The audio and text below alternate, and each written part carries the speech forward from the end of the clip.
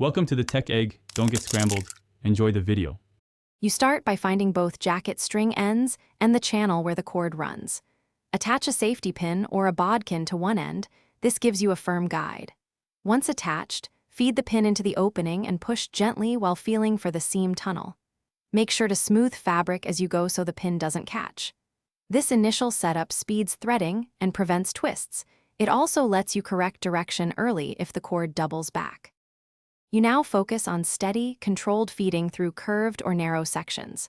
Push the pinned end a short distance, then pull slack from the other side so the cord advances without bunching.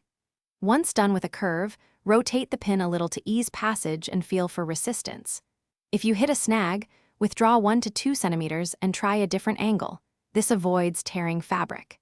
Make sure to keep tension balanced to prevent the cord from looping inside the channel. You finish by pulling both ends until the cord is centered and the jacket sits evenly. Tie a stopper knot or add a bead to prevent slipping back.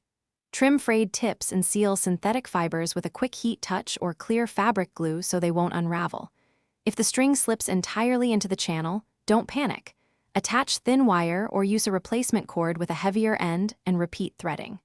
One key troubleshooting tip: if fabric bunches, open a small seam to. Thanks for watching. Consider subscribing if I helped unscramble your problems.